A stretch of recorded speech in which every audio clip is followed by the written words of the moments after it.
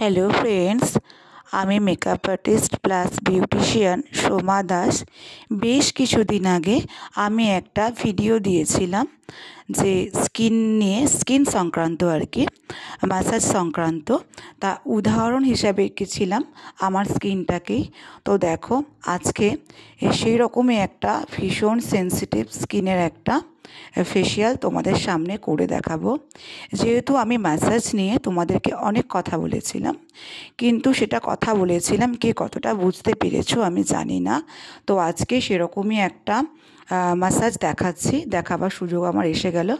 তো দেখো, সেরকমই একটা ক্লায়েন্ট পেয়ে গেছি যার স্কিন কিনা ভীষণ সেন্সিটিভ, মানে টাচ করতে ভয় লাগে, মানে বিভিন্ন রকম প্রবলেম আছে, ফুলে যাওয়ার প্রবলেম আছে, অ্যালার্জির প্রবলেম আছে, স্কিন র্যাশের একটা সম্ভাবনা আছে।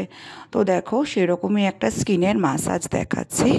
আমি তোমাদেরকে বলেছিলাম যে বিভিন্ন টাইপের স্কিনে বিভিন্ন ধরনের ম্যাসাজ হয়, সেটা আমাকে স্কিন দেখে নির্বাচন করতে হবে যে এই স্কিনটা কোন টাইপের এবং এই স্কিনে কী ধরনের ম্যাসাজটা দেব এবং কী ধরনের ম্যাসাজটা এই ধরনের স্কিন অ্যাকসেপ্ট করতে পারবে।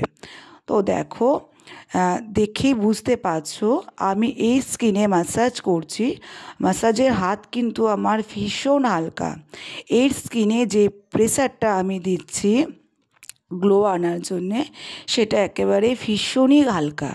আমি যদি এই স্কিনে প্রেশারটা একটু জুড়ে দিতাম, তাহলে দেখা যেত যে ব্লাড সার্কুলেশনটা অতি দ্রুত হতো।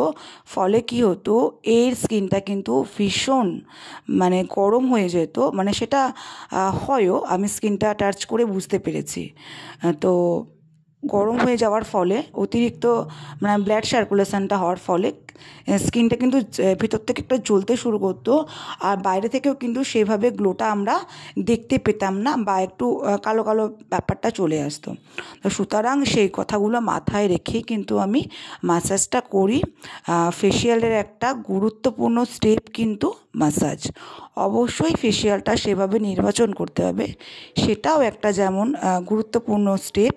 এর সাথে সাথে কিন্তু আমি যে ম্যাসাজগুলো করছি স্কিন অ্যাকর্ডিং, সেই ম্যাসাজগুলো কিন্তু ভীষণ ইম্পর্ট্যান্ট।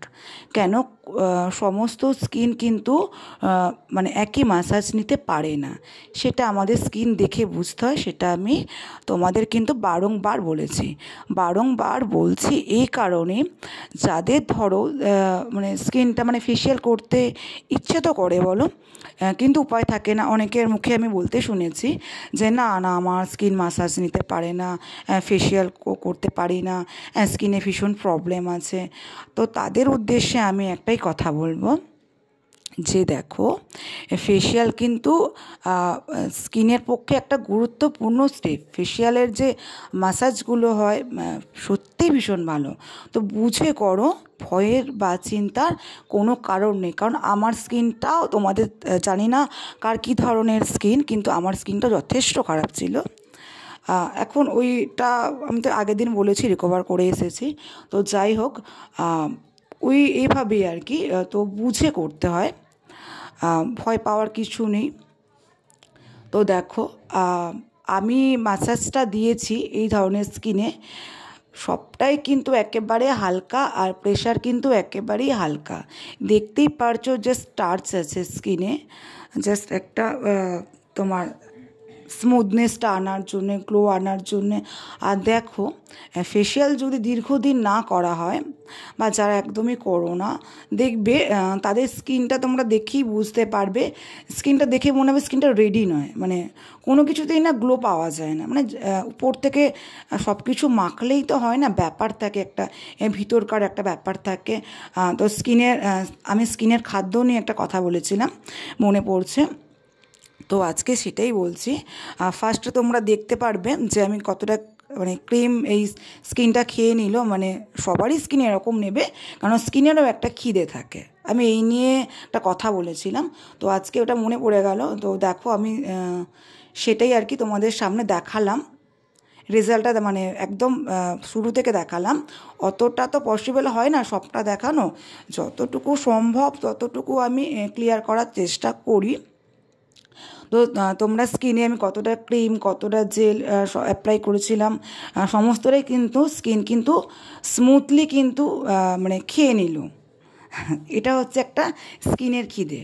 তো স্কিনেরও খিদে পায়, স্কিনকেও খেতে দিতে হয়, তবেই কিন্তু সুন্দর থাকে, প্রাণবন্ত থাকে। নইলে কিন্তু ডার্ক হয়ে যায়, ডাল হয়ে যায়, স্কিনটা ভীষণ ড্রাই হয়ে যায়, বলিরেখা আসতে শুরু করে, বিভিন্ন রকম প্রবলেম ক্রিয়েট হয়। কারো চোখের কোণে দেখা যায় যে ভাঁজ ভাঁজ পড়ে যায়, বা এইরকম ড্রাইনেস থেকে তো এইগুলো আসে। আর কি বলবো, তো অনেক কথা আমি এনে বলছি বারংবার এই কারণেই যে ভালো রাখো নিজেদের স্কিনটাকে। দেখবে ডেফিনেটলি যে কোনো মেকআপ করলে গ্লো করবে, সমস্ত কিছুতেই একটা প্রাণবন্ত ব্যাপারটা চলে আসে। তো দেখো এইরকম একটা প্রবলেমেটিক স্কিন আমি পেলাম, আর সেইটা তোমাদের সামনে আমি শেয়ার করলাম। এ কারণে এটা কিন্তু ভীষণ একটা কি বলবো প্রবলেম ক্রিয়েট করে এই স্কিনটা। তো সেরকমই একটা স্কিনে আমি একটা ফেসিয়াল করে দেখালাম, তো দেখতেই পাচ্ছ। আর তোমরা রেজাল্টটাও কিন্তু দেখে নাও। আর তার সাথে সাথে আমি আরও একটা কথা বলে রাখি, তোমরা যারা মানে মাসাজের জন্য বুক করতে চাইছো, তো আমি একটু দূরের কথাই বলি আগে। যারা হাওড়া স্টেশন বা টিকিয়াপাড়া ওই দিক থেকে আমাকে ফোন করছো, তো তাদেরকে আমি বলি অ্যাড্রেসের জন্য। আমি অ্যাড্রেস দিয়েছি, দিয়ে দেব।